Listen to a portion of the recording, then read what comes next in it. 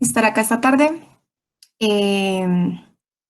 Bueno, mi presentación es, permítame un momento, lo voy a poner, es esto, depósitos en Roque. Entonces, es una avalancha de escombros, fue mi trabajo de tesis de maestría. Yo soy geóloga de la Universidad Nacional, la maestría también es hecha en la Universidad Nacional. Mi interés siempre ha estado mucho orientado como tal hacia la volcanología y hacia, particularmente hacia los depósitos, un poco también hacia la geoquímica. En este trabajo, básicamente empezamos como a mirar un poco como el volcán Azufral tiene una avalancha reconocida de escombros hacia el sur del volcán, empezamos a reconocer el área y se encontró que había otro depósito al norte del volcán. Y sobre ese depósito es que les voy a hablar el día de hoy. Entonces, mis directores que fueron John Jairo Sánchez, profesor de la Universidad Nacional de Colombia en la sede de Medellín, y el profesor Hugo Fernando Murcia de la Universidad de Caldas. Entonces, directores para esto. ¿Listo? Entonces, me gustaría empezar haciendo una introducción por si hay alguien que no sepa mucho de volcanología acerca de los depósitos volcánicos y cómo se generan. Entonces, lo primero es que los depósitos volcánicos se generan de acuerdo al tipo de erupción que se presenta. Entonces, una erupción efusiva va a generar flujos de lava, como los que se observan acá en el video, digamos que son cosas muy fluidas que cuando se solidifican van a generar rocas coherentes solidificadas en un fundido, como este tipo. Estos serían basaltos columnares generados por este tipo de flujos. Claro que esto sería un flujo a una gran escala para generar este tipo de rocas. Por el otro lado tenemos las erupciones explosivas, como es el caso de esta en Sakurajima en Japón, que van a generar una columna eruptiva. Esto porque el magma se fragmenta. El gran contenido de gases, agua que tiene el magma, estos se denominan volátiles dentro del magma, hacen que se produzcan burbujas, estas burbujas se fragmentan y se producen estos, digamos, estos clasticos, estos detritos pequeños que van a salir a superficie eyectados. Formando estas columnas se van a generar en ocasiones nubes, dependiendo del tamaño de la erupción, puede ser columnas muy altas que generan nubes muy gigantes y se van a producir depósitos de caída piroclástica, que son los que bajan por gravedad, y de corrientes de densidad piroclástica, que son las que bajan por las laderas de los volcanes. Si observan esta foto, esto tiene más similitud a un depósito sedimentario que lo que tendría esto.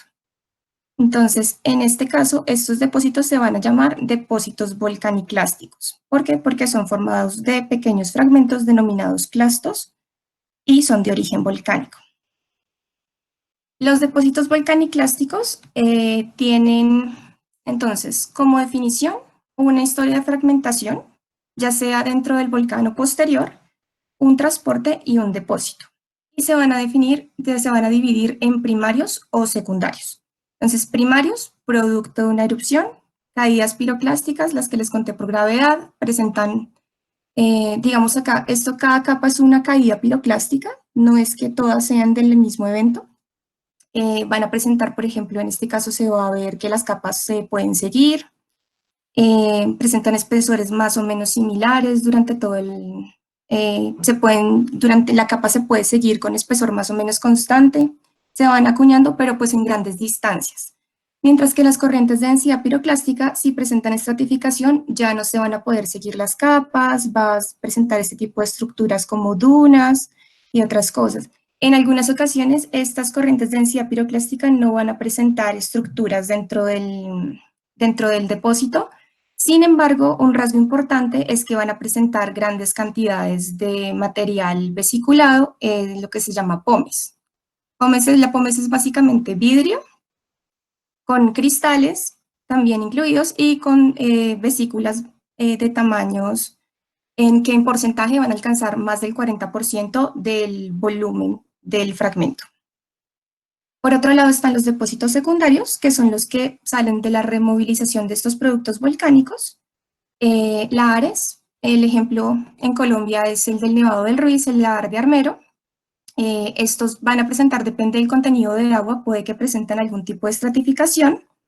Pueden presentar también gradación y otras estructuras. Entre más agua, más estratificación y más estructuras. Entre menos agua se van a ver algo así más masivos. Las avalanchas de escombros, que las voy a explicar en detalle en un momento, que si bien son depósitos de gran volumen, que presentan en ocasiones algunas estructuras, por ejemplo, en este caso fallas, y otros depósitos epiclásticos que tengan productos volcánicos. A esto me refiero, por ejemplo, en áreas donde hay glaciares, los depósitos de til o de glaciar podrían considerarse un depósito secundario.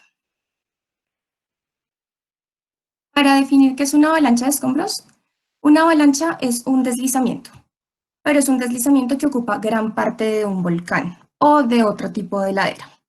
También ocurren avalanchas de escombros en montañas que no son volcanes.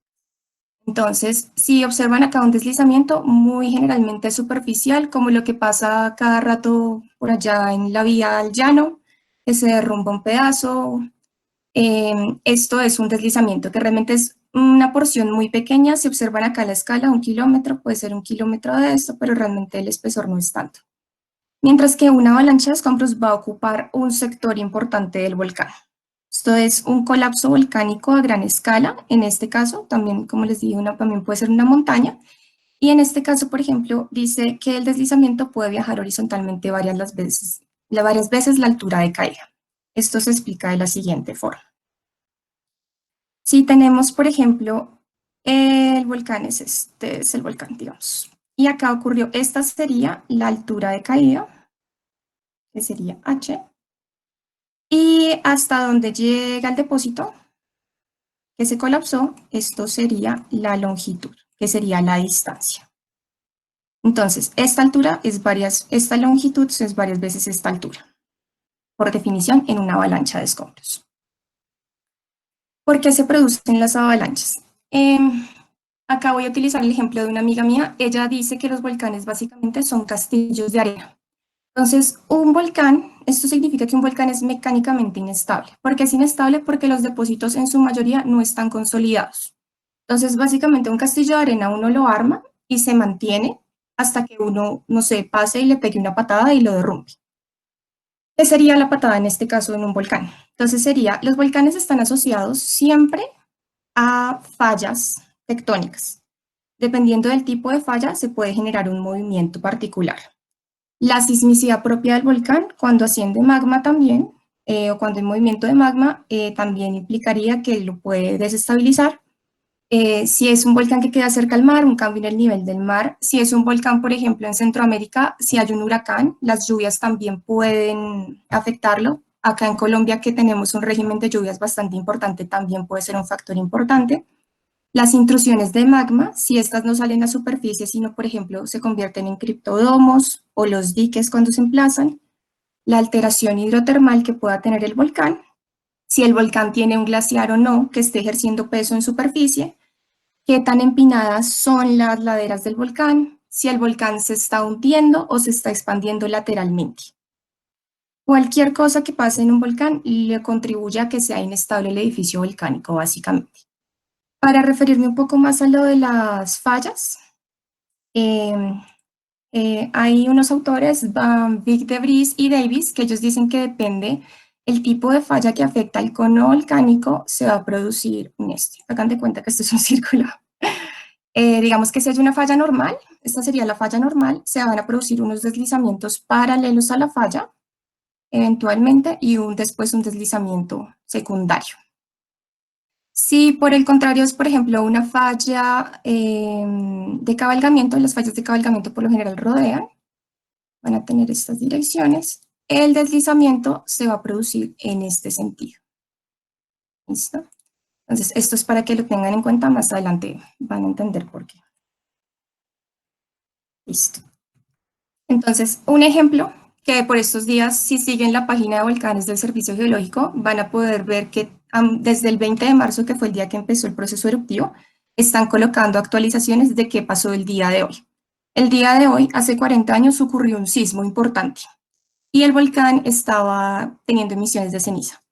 ¿Qué pasó con este volcán? El volcán empezó a tener un abultamiento en esta zona, es el sector norte. Este abultamiento era un criptodomo, era un emplazamiento de magma que no salió a superficie y esto debilitó la ladera del volcán. El 18 de mayo se produjo, ya el volcán la estructura ya no aguantó más y se colapsó. Desde ese colapso, esto fue en 60 segundos, se empezó el colapso. Posteriormente, todos los gases y fluidos que estaban dentro del volcán salieron a presión en lo que se llama una explosión lateral dirigida, y luego se generó una erupción pliniana.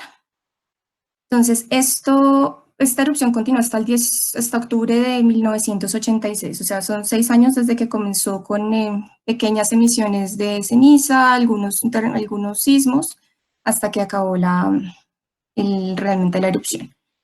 ¿Qué produjo el 18 de mayo? O el evento del 18 de mayo. Esto que ven en amarillo es toda el área afectada por la explosión lateral. Esto en rojo son flujos piroclásticos. Lo que está en rayado es la avalancha. Y esto en café son lahares que bajaron del volcán. Entonces, realmente es si ven la escala, esto está en millas. Si ven la escala, es una destrucción bastante grande por un proceso que empezó como el debilitamiento. Empezó con una erupción que también tenía un criptodomo que debilitó el volcán. Listo. Continuando, ya metiéndonos dentro del depósito como tal, este es un ejemplo de un volcán en Rusia. Este ejemplo es muy bueno porque queda en la estepa rusa y allá casi que lo único que afecta es el hielo. De pronto hay un poco de erosión eólica, pero los depósitos se mantienen bastante bien. Entonces, se puede ver claramente toda la morfología del depósito. Este era el volcán 10 años antes de que ocurriera el evento. En esta foto es un año después de que ocurrió el evento. 1956 fue que se derrumbó. Allá no ocurrió ninguna pérdida de vidas humanas porque no vive nadie. Es re lejos en Kamchatka donde no hay nadie y realmente es un terreno inhóspito. Las características principales de un depósito, morfológicas de un depósito de avalancha, es una cicatriz que tiene una forma de U o de herradura, que incluso cuando el volcán se ha recuperado todavía es reconocible. En Colombia hay varios volcanes que presentan este tipo de cicatriz y es reconocible. Por ejemplo, si miran el volcán Galeras o el Nevado del Ruiz, van a poder observar ese tipo de cicatrices. Se presentan los bloques rotacionales que quedan muy cerca de la cicatriz, que se verían en este sector. Serían estos que se denominan torebas. Se presentan montículos, que son unas montañitas cónicas, en algunas ocasiones alargadas. Estos montículos, si ven la escala, por ejemplo, pueden llegar a medir varios metros de altura. Esta es una persona acá. Y ocupan grandes espacios. Si ven esto, todo esto es una zona de montículos que se llama usualmente el Humoki terreno. Y en la parte más distales de la avalancha se van a producir unas zonas de arrastre y compresión que tienen formas de escarpes o en avalanchas confinadas de diques. Dentro del depósito como tal, dependiendo del autor, van a haber diferentes fases, esencialmente fases de bloques y fases de matriz. Fases de bloques son los clastos que se encuentran dentro del depósito, y las fases de matriz esencialmente es todo lo que rodea estos clastos y que está mucho más molido. Para efectos del trabajo que se hizo, se utilizaron solamente estas dos definiciones como fases de bloques donde predominaban bloques y fases de matriz donde predominaba matriz.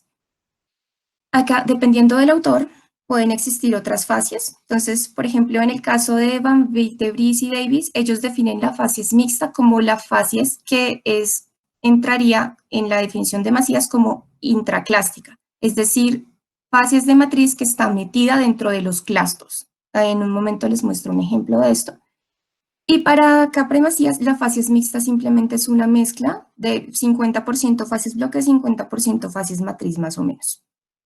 En el caso de la fases basal, esta es una fases que ocuparía más o menos el último metro de la avalancha y es donde hace contacto con el sustrato. Es donde se presenta una deformación del sustrato y de la avalancha por el contacto entre los dos.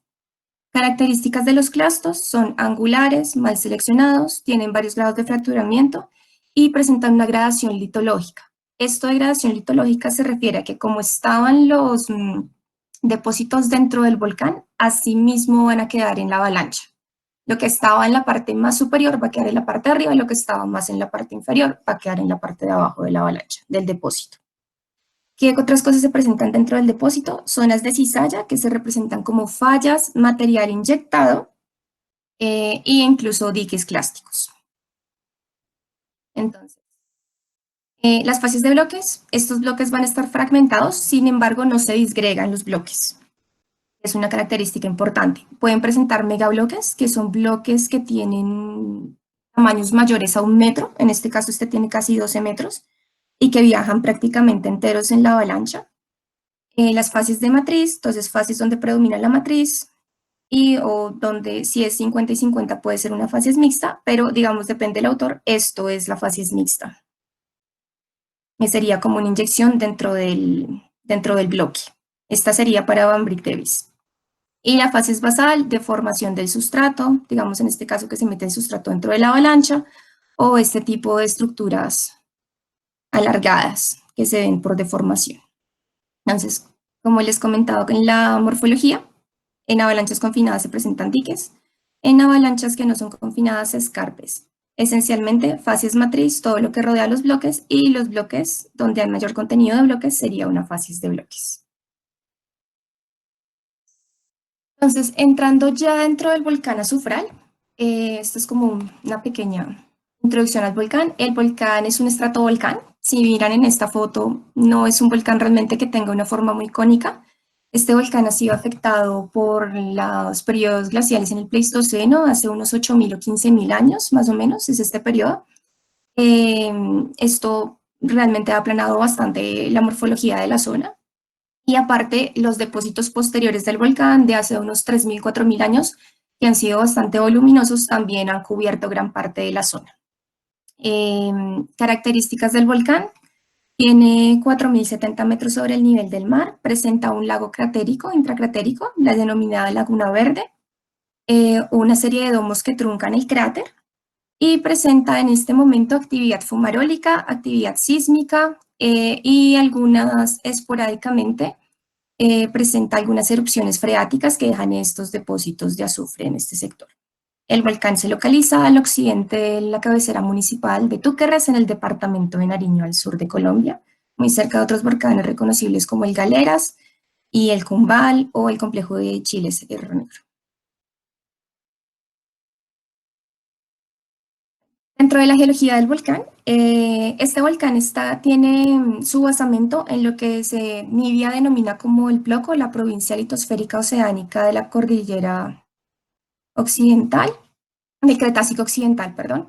Eso también ha sido definido por otros como el terreno tectónico de la cordillera occidental.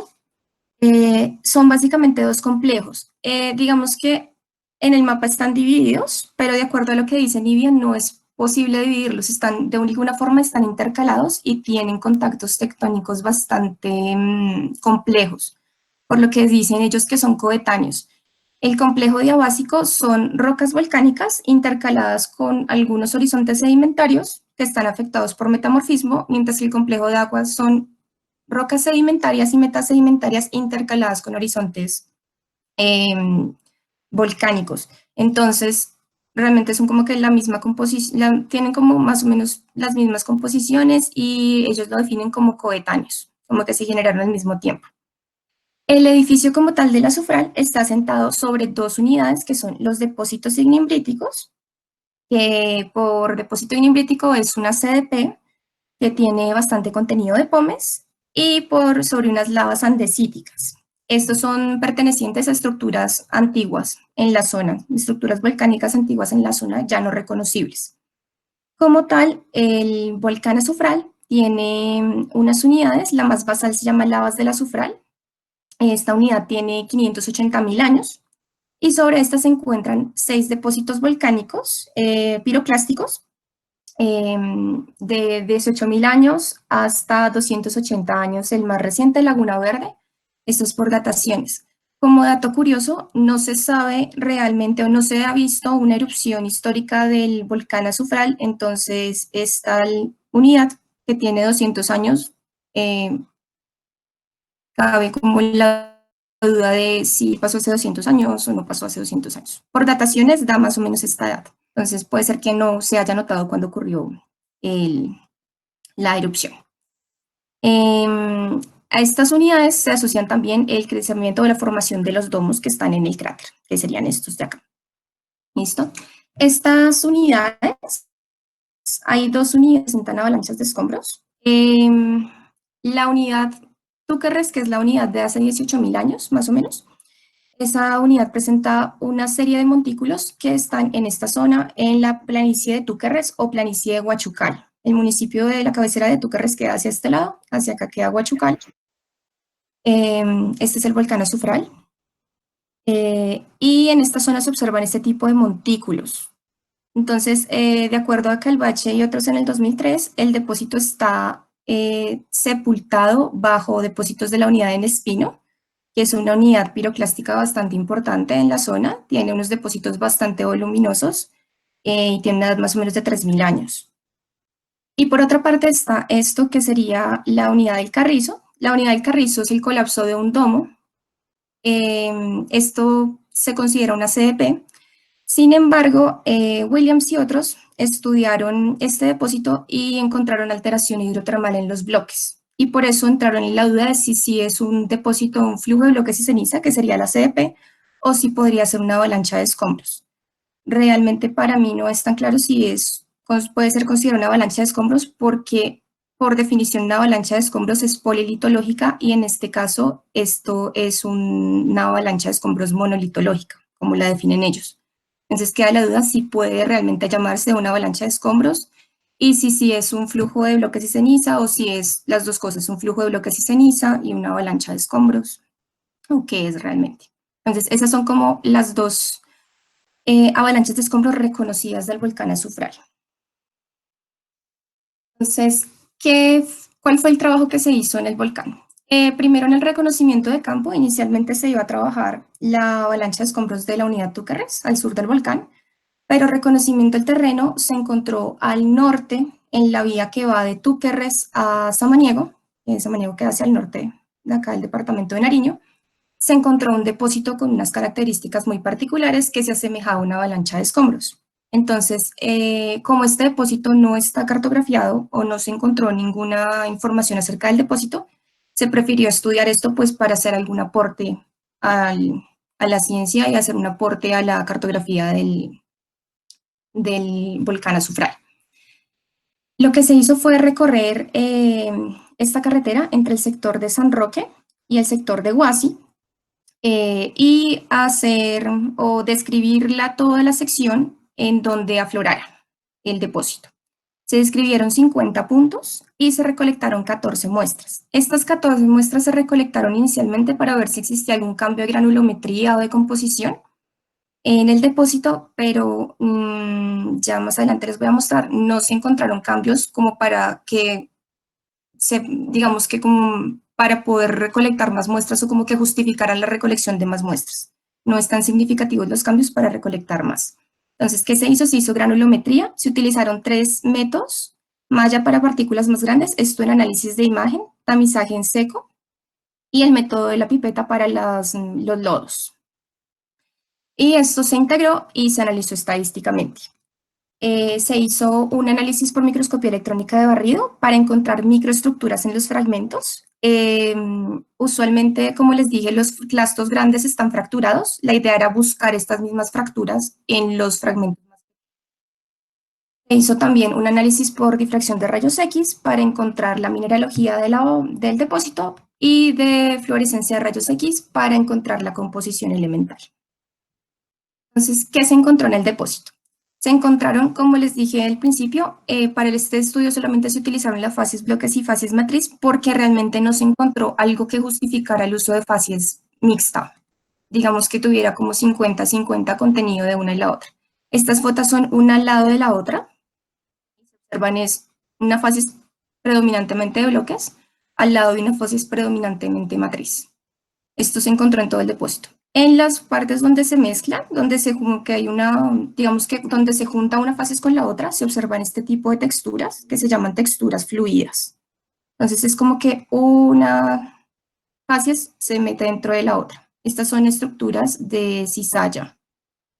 También, digamos acá también se observa otra, que esto es una fase matriz, esta de amarilla y esta otra rosadita acá, que se van metiendo o que la fase de bloque se mete dentro de estas. Esto se encuentra por todo el depósito. ¿Qué características tienen los clastos? Entonces, Los clastos presentan fracturas, digamos en este tipo. Si notan, los clastos están fracturados, pero no están tan separados, es decir, se mantienen más o menos juntos. Esta se llama una fractura en dominó. En este caso es una cola. Esta parte de este fragmento se separa un poco del resto del fragmento. Eso es una cola de clastos. Rompecabezas, que es el clasto, se permanece totalmente unido, pero completamente fracturado. Y en algunas ocasiones se encontraron desplazamientos en las fracturas. ¿Qué se encontró aparte de fracturas? Se encontró este tipo de clastos. Estos pertenecen a una CDP y se encontró que están elongados, metidos dentro de otras facies. Estos clastos de la CDP usualmente están un poco alterados y a estos se asocian este tipo de clastos con textura ofítica que son típicas de las diabasas y pueden venir del basamento, particularmente del complejo diabásico.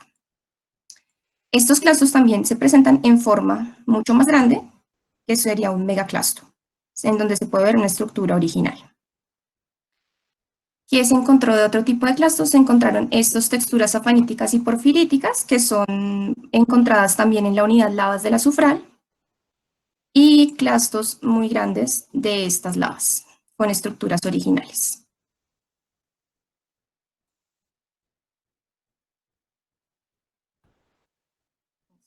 Las cosas se encontraron. Estas ya son estructuras de deformación dentro de la avalancha.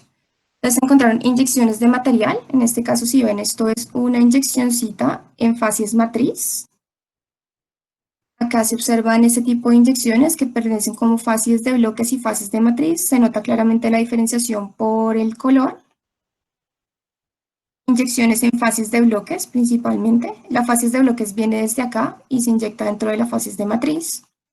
Y en algunos casos estas facies están también alteradas o se nota como un contenido mayor de óxidos dentro de las facies. En ocasiones, este contenido de óxidos da la apariencia de que fuera una pseudoestratificación. Sin embargo, no se observa ni imbricamiento, es decir, clastos orientados, ni ninguna otra característica que permita establecer como que esto realmente es una estratificación. Es más como que hay láminas de óxidos, como esta que se observa acá, que están deformadas, fraccionadas en algunos sectores, y que se encuentran también como asociadas a las inyecciones de material.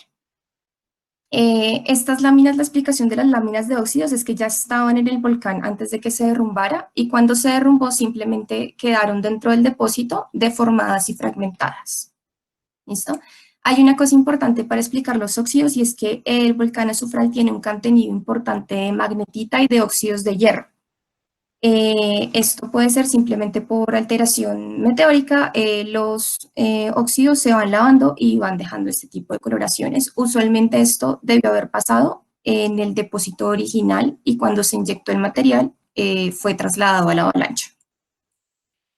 Por otra parte, encontramos fallas, en este caso una falla formadora de un dique clástico. La falla está acá en este sector y se observa cómo forma este tipo de estructuras que terminarían siendo esto. Los diques clásticos son zonas donde se acumulan clastos de mayor tamaño, pero no tienen, en este caso no tienen, digamos que no se observa, están como limitados. Es un pedacito lleno de fragmentos un poco más grandes. Se observan fallas que forman estructuras de graben. Estas dos fotos también son una muy cerca a la otra. Esta falla va en este sentido y acá se observan 3 fallas en el sentido opuesto. Y se encontraron también microfallas que afectan otras zonas del depósito. Estas son las estructuras de cizalla.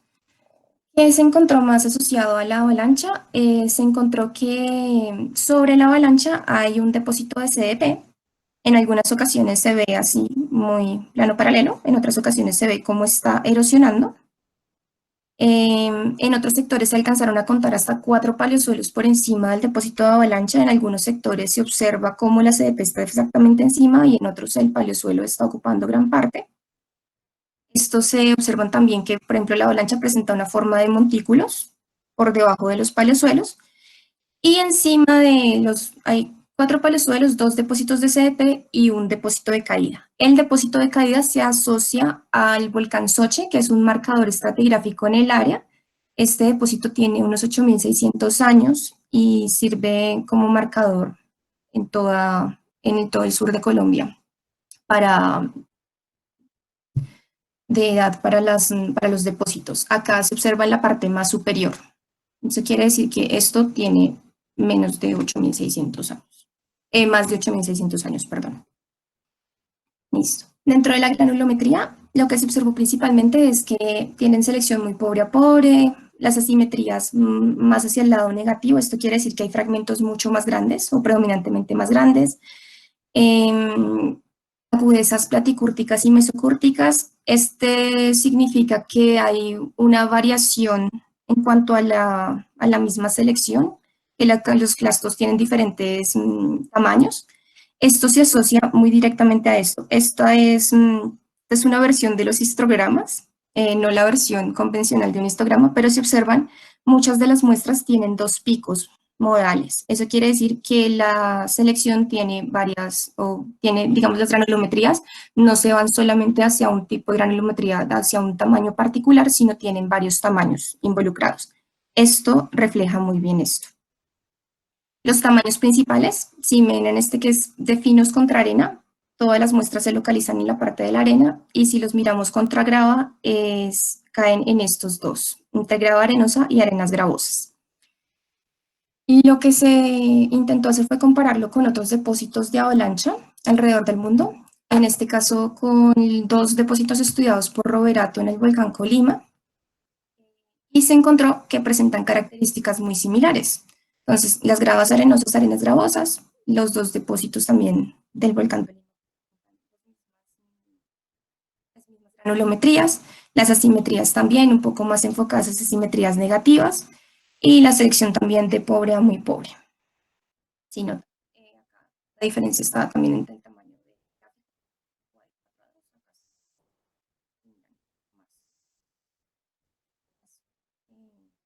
este gráfico más detallado.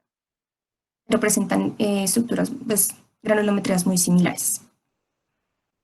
Dentro de las microtexturas, la idea era encontrar este tipo de cosas, estas fracturas, o este tipo de fracturas, que se ven cristales completamente fracturados, pero que se mantienen unidos, un poco de desplazamiento. Eso era lo que se intentaba buscar, pero también se encontraron otro tipo de cosas. Entonces, en este caso, estructuras de colisión, se alcanzan a ver, en estos sectores se encuentran como unos pequeños huequitos. Estos huequitos se llaman marcas de percusión. Eso significa que una partícula chocaba contra la otra y fue dejando esas marcas. Sin embargo, este fragmento está también afectado por marcas de cizalla. En este caso, estas que ven así como líneas que recorren todo el clasto, que se llaman surcos. Dentro de la colisión también se observan fracturas concoides, y se encuentran también los desgarros de los cristales. Estas estructuras en escalera son desgarros. Dentro de las de cizalla, los surcos, que ya les habíamos dado muestra, que también están en esta muestra, esto que se denominan rasguños, y esto que se denomina un lip. Estos se producen porque hay mayor contacto entre las partículas. En la colisión simplemente una partícula choca contra la otra. En la cizalla la partícula está friccionándose una contra la otra. Entonces se producen este tipo de estructuras. Y por otra parte se encontró esto, que es alteración química. Esto quiere decir que hay algún tipo de alteración meteórica dentro a los silicatos particularmente, que deja este tipo de estructuras, que se denominan etching o sawtooth. Son básicamente estructuras como en forma dentada. De las fracturas, se pueden asociar estas fracturas o estos desgarros que son como en esta forma con estructuras concoides, se pueden asociar al colapso inicial, y las otras fracturas ya a los contactos de alta presión en las partículas. Entonces, esto ya va dando una idea de cómo el tipo de flujo que se presentaba. La mayoría de las estructuras son de cizalla, eso quiere decir que hay una alta concentración de partículas dentro del flujo. Ya entrando en la composición, realmente si ven estos gráficos, no hay mayores diferencias, ni en ni en la composición elemental, ni en la composición mineralógica. Hay algún tipo de diferencias en las arcillas, sin embargo, las arcillas no son tan relevantes, esto también explica el aluminio acá, no son tan relevantes en cuanto a contenido para el total de la muestra. Eso significaría que estas arcillas puede ser más producto meteórico, e incluso producto meteórico original del depósito, no del depósito de avalancha, sino el depósito original de donde viene la avalancha. Algo que llamó la atención es que la similitud de los minerales. Ya se sabía que los bloques, la mayoría de los bloques que están dentro del depósito son bloques de lavas, pero la mineralogía es muy acercada a la unidad lavas del azufral, como la mineralogía que la describe CPA del 86. Entonces, esto sería como otra confirmación de que lo que se derrumbó fue la unidad lavas del azufral junto con otra unidad que estaba muy por debajo a la que correspondería la CDP. Ya entrando como entre las características o digamos, qué modelos podrían participar dentro de lo que llevó el movimiento de la avalancha. El primer flujo sería, o el primer modelo sería el del flujo granular inercial. Con este se explica la formación de la matriz. Básicamente esto es que las partículas empiezan a interactuar unas contra otras y se da una desintegración de esas, solamente por vibración y por movimiento entre partículas. Esto explica por qué hay tantos bloques fracturados, pero no disgregados. Entonces, este es un gráfico que muestra lo que les hablaba al principio de la gradación litológica. Si observan, por ejemplo, acá lo que está en la cima queda arriba, lo que está en la parte de abajo queda abajo. Esto explicaría por qué los depósitos de la CDP o los bloques del CDP siempre están por debajo de los bloques de lava. Casi muy pocas veces están como metidos dentro de la parte de arriba o alguno que otro fragmento está en la parte de arriba, pero por lo general siempre están debajo de lo que es lavas. Y también explicaría por qué hay zonas en las que se encuentra este tipo de cosas. Entonces, una facies de bloques sobre una facies predominantemente matriz. Si uno mira, estos son bloques de lava muy grandes y acá en este sector se encuentran también bloquecitos o fragmentos de lo que podría ser también una CDP. Entonces, siempre CDP, siempre están por debajo de los bloques de lava, que representarían como la litología o la estratificación original del volcán. Esto es un proceso propio en los emplazamientos de avalancha, que la litología permanece casi intacta de lo que estaba en el volcán a lo que se derrumbó. Otro modelo que explica las observaciones vistas dentro de la avalancha es el de zona multicizalla. Esto explica también cómo viajan los bloques enteros, es decir, los megaclastos. Los megaclastos estarían en esta zona, que sería la zona de Plug, la zona de empuje, y debajo en la zona, esta sería una zona de mayor fragmentación. Esto indicaría también la dirección del flujo. La mayoría de las estructuras que vimos, de estructuras fluidas y de inyecciones de material, tienen una dirección predominante de sur a norte. Eso también coincidiría con la localización del volcán con respecto al depósito. Entonces, por ejemplo, acá vamos a acercar. Si observan acá, se ve como un material un poco más fragmentado sobre el que viaja un material un poco más grueso. Acá simplemente la orientación de esta estructura fluida hacia el norte y en este caso también se ve un poco de material un poco más fragmentado y acá material mucho más grueso en la parte superior. Entonces, esto explicaría como este flujo homogéneo, porque hay componentes inalterados que viajan en esta zona de plug y las zonas deformadas representarían lo que realmente está dando el impulso, la fragmentación daría el impulso. Que sería una mezcla entonces de lo que se ve en el modelo anterior, el del flujo granular inercial, donde se produce la fragmentación y esta fragmentación contribuye a que viajen estos bloques casi que enteros por encima. Por otra parte, se encontraron estas fallas que les decía que forman estructuras de Horst-Graben. Estas fallas se producen cuando se produce el colapso, empieza unos episodios de expansión y compresión con el mismo movimiento y se producen este tipo de estructuras. A estas estructuras se asocian la formación de algunos montículos, como en este caso. En este caso, por ejemplo, acá se ve esta facies blanca que está acá, aparece acá mismo, pero acá no se ve esta parte como rosada de la facies asociada a los bloques de CDP, no se ve, solamente se ve la facies blanca de las lavas. En este caso, acá se observa claramente, esto es un contacto neto, es una falla neta completamente. En este sector se alcanzan a ver las estrías de falla, acá, y esto básicamente es una estructura de Horst que se formó ahí. Esta, digamos que es la más reconocible de las que se observó, el resto se observaron como en la foto que les mostré anteriormente, que se ven las fallas en direcciones opuestas, pues con inclinaciones opuestas, una a la otra, formando las mismas estructuras. Ya como para ir haciendo como el resumen de lo que se observó, entonces, dentro de la morfología del volcán, cuando uno mira la estructura del volcán, que fue algo que nos llamó al principio la atención, es que el volcán presenta acá como, digamos que una inconsistencia. dentro de las imágenes de satélite normales. Esto es Google Earth, o sea, una herramienta que todo el mundo puede utilizar. Se ve que acá hay como algo, como si faltara algo. Y se observó esto de acá, que era como una parte, un lineamiento curvo. Ese lineamiento curvo nos daba la idea de que ahí podría haberse generado la avalancha. Esta podría ser la cicatriz. Como les comenté, esta zona fue afectada por glaciación hace 8.000 o 15.000 años y este depósito tiene más de 8.000 años, como les comenté que la capa del Soche nos indica. Entonces, probablemente esta cicatriz ya desapareció. Aparte, por lo que les mostré, los paleosuelos que están encima, los depósitos de CDP, todo esto ha cubierto también el depósito y por eso tampoco podría verse como la morfología típica que uno esperaría en la zona, en una zona de avalancha de escombros. Porque esta cicatriz coincide también con otro factor y es que esta unidad de las lavas del azufral se originó en esta área de acá.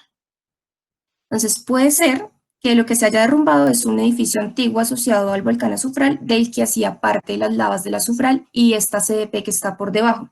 Estas CDP pueden ser los depósitos ignimbritíticos de los que se habla en el mapa geológico. Entonces, estratigráficamente, el San Roque iría por encima de las lavas del azufral, pero iría por debajo de las unidades piroclásticas más recientes como Túquerres y Soche.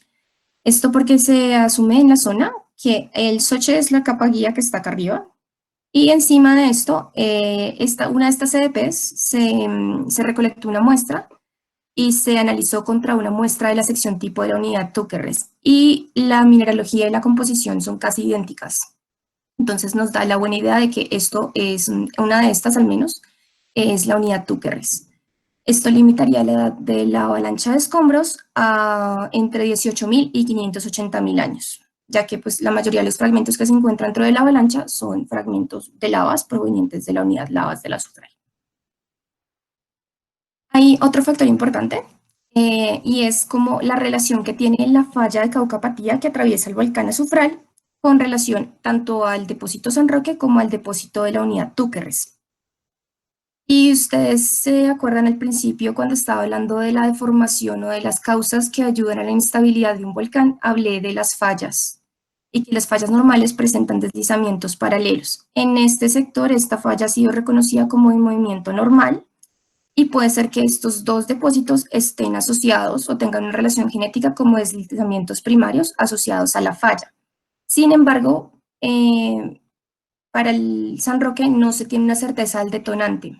No se encontró un depósito piroclástico asociado a la avalancha de escombros, es decir, un depósito, los depósitos que se encontraron siempre tienen o un paleosuelo debajo o hay algo que no los asocia completamente a esto, como que hubo un lapso de tiempo entre ese depósito y la avalancha, para decir que sea coetáneo a la avalancha, por lo que no parecería estar asociada a una erupción magmática como en el caso de Santa Elena o el Veciniani. No se encontró una alteración hidrotermal importante como para definir que haya sido por un efecto de una erupción freática y tampoco pues se encontró algo determinante para decir que esto haya sido ocasionado por un sismo. Sin embargo, podría ser más factible la última si están asociados a la falla que haya sido ocasionado por un sismo. Ya para finalizar, las conclusiones que se sacaron de esto, el depósito de avalancha San Roque pues, tiene una afinidad composicional importante con las lavas del azufral. La mayoría de los bloques dentro del depósito son de esta unidad, por lo que se propone que el colapso de un edificio antiguo asociado del que hacía parte de la unidad lavas del azufral es lo que se colapsó y dio origen al este colapso también pudo estar asociado a la deformación tectónica asociada a la falla de Saucapatía, que es la falla que cruza el volcán.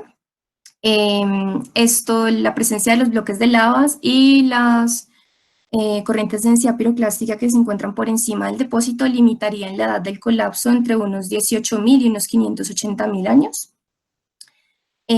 Como les comenté, el hecho de que haya mayor cantidad de estructuras de cizalla dentro de los fragmentos que fueron analizados por microscopía electrónica de barrido indica que hay una alta concentración de partículas. Y para que se haya movido esta avalancha debe también haber una alta energía. Las avalanchas de escombros por definición no involucran agua. Entonces, para que se mueva una masa que es básicamente que está seca, necesita una alta energía, más si tiene una concentración de partículas altas. No hay certeza del detonante que lo generó. No se sabe si fue lo que les decía, no se encontró una evidencia de que haya sido una erupción magmática, una erupción freática o de que haya sido por un sismo. Y el depósito como tal es un depósito complejo. Esto por las estructuras que se encuentran y la cantidad de modelos que caben dentro del depósito para explicarlo. Realmente faltaría como estudiarlo un poco más a nivel del flujo, de cómo fue el flujo, para poder determinar exactamente como qué modelo casa más dentro del flujo y también pues para definir un poco más la edad, para tratar de datarlo o hacer algún otro tipo de análisis sobre esto. Digamos que en cuanto a las arcillas, yo intenté hacer análisis de las arcillas y me dieron que son arcillas más de tipo meteórico, coincidiendo con la apreciación inicial. Posteriormente las hice las análisis y también hice algún tipo de análisis petrográfico y realmente el contenido de minerales sí es más cercano a las unidades de lavas del azufral. Si uno busca, digamos que los trabajos que han hecho sobre las lavas del azufral, la mineralogía es muy similar. Entonces, coincidiría con esto. Pero sin embargo, hace falta pues mucho más trabajo. Este es como el abrebocas para estudiar esta avalancha de escombros. Realmente hay muchas avalanchas de escombros en el país que no están estudiadas, están solamente como descritas. Y la idea es como continuar con el avance de esto, tratar de meterle un poco más al estudio. Estos eventos, si miran el de Santa Elena, la cantidad de, o sea, lo que ocasionó en el Santa Elena es bastante grande. Y realmente el estudio de las avalanchas de escombros empezó en serio desde hace 40 años. 40 años no es nada en el estudio de nada, de ningún tipo de depósito.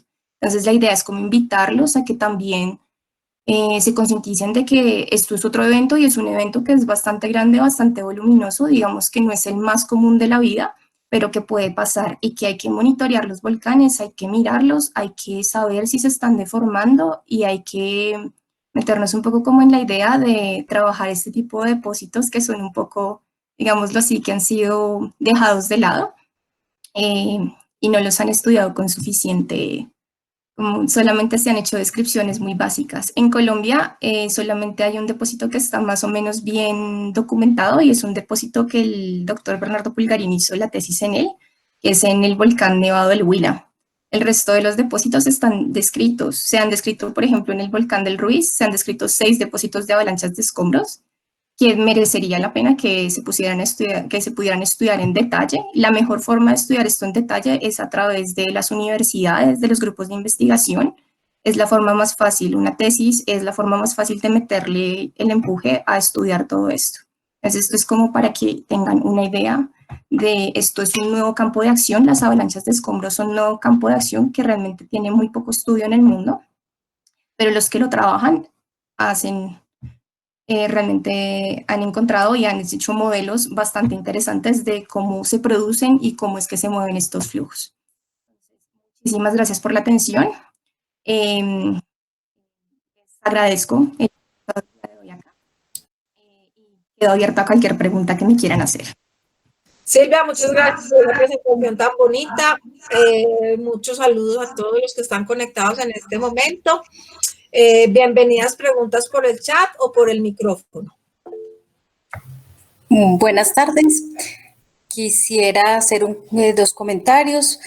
Primero, pues felicitar a Silvia. Es un trabajo metodológicamente muy bonito y que aporta, pues como ella misma lo decía, a la historia del azufral y abre bocas a trabajar más. Quería preguntarte, Silvia, si hacia el volcán o fuera del eje, pues que seguiste en las secciones de la carretera, trataste de estar involucrado en todo el muestreo de hacer reconocimiento. Para, pues, además de lo que viste en imágenes de satélite. Y como comentario, pues tú hablabas de la avalancha de escombros del Huila, pero hacías un comentario que es más o menos estudiada, o sea, decías que es la más estudiada, pero al hacerlo hablabas de que era más o menos, y pues definitivamente, como tú misma lo dijiste, es un trabajo que vale la pena ser mirado porque es un trabajo muy bueno y de detalle, y una tesis de maestría, como tú lo referiste. Gracias, Silvia, y felicitaciones. Sí, sí lo miramos. Y mire, nosotros nos metimos por carreteras más hacia el volcán. La carretera que sube, esa sube hacia San Roque Alto, creo que se llama la vereda. La que sube hacia la Laguna Verde, hacia la caseta de Corpo Nariño. Nos metimos por ahí a tratar de buscar si se veía algo del depósito y realmente no se ve mucho, está cubierto. Ahí ya están los depósitos que pertenecen pues a las unidades más recientes. Están depósitos de Laguna Verde, está depósitos de Túquerres y no se alcanza a ver la avalancha debajo. También lo intenté por el otro lado, que es viéndose la vía hacia Olaya, pero lo único que encontramos es que sale, aflora en el río, pero no aflora en ninguna parte. Realmente la sección más completa que se vio y por eso se cogió la de la carretera. Este depósito está cubierto prácticamente. Por eso tal vez nunca lo habían visto, es porque la carretera la reconfiguraron hace más o menos como en el 2013-2015. Cuando nosotros fuimos la primera vez fue como en el 2016. Estaba recién reconfigurada la carretera, entonces por eso creo que se vio el afloramiento y por eso antes no lo habían podido ver o no lo habían estudiado. Y realmente en las otras carreteables que hay en la zona no se ve como tan claro como se ve en esta carretera. Es creo por eso. Sí, el trabajo de Bernardo, ya hablando de lo del trabajo del Nevado del Huila, el trabajo de Bernardo, que es esa avalancha, si quieren buscarlo, es un trabajo de la UNAM. El trabajo habla muy claramente de por qué esta avalancha se convirtió en un lahar y tiene unas descripciones muy detalladas, entonces vale la pena que lo busquen también y que lo miren. Eh, pero sí, pero no, pero hablando del depósito de la avalancha, realmente en los carreteables en toda la zona, donde mejor aflora es en la carretera y en los otros se ven como partes, pero no se ve tan claro. Hacia arriba del volcán no se ve. Si uno sube hacia San Roque Alto, que es la parte que está como más altica, ya no está aflorando y en el río se alcanza a ver un poco, pero tampoco, no es como no es tan buena la sección como sobre la carretera. Muchas gracias. Vale.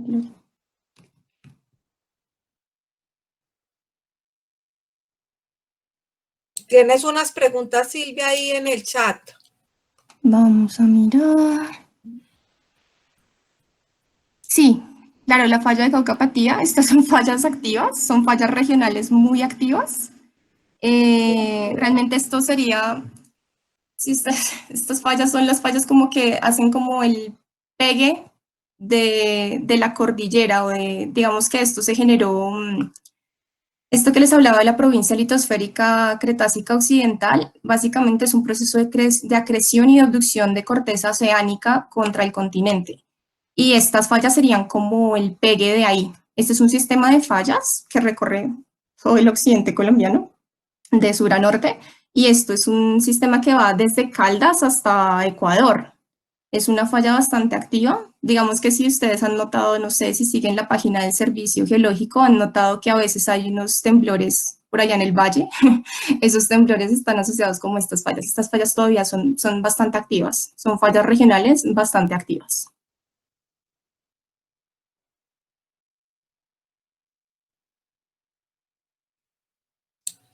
Ahí te escribieron. Sí. ¿Te refieres a las avalanchas como tal? Que si son movimientos asociados a la reactivación del volcán.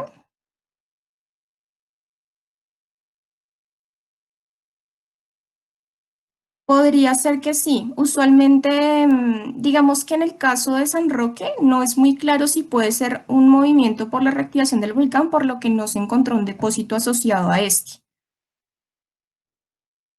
Los desplazamientos encontrados. No, los desplazamientos encontrados ya es más como, digamos, estas fallas que se encuentran dentro del depósito se asocian más porque digamos que no tienen, ¿cómo decirlo? No tienen esta continuidad que tendría una falla regional como para decir que es un desplazamiento, pues, por la reactivación del volcán.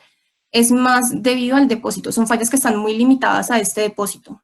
No tienen una continuidad. Entonces, es más como el movimiento como tal de la avalancha que se generaron estas fallas que a un movimiento regional. Ya una falla regional tendría que involucrar otro tipo, otras unidades que están en el área y no se ve. Solamente las fallas son como muy localizadas dentro de este depósito para decir que sean asociadas a una reactivación del volcán o algo así.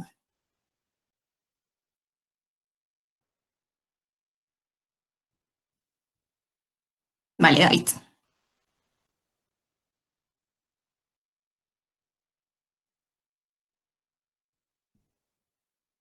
Bien, parece que no hay más preguntas. Si Sí, alguien bueno. tiene una pregunta, bienvenida.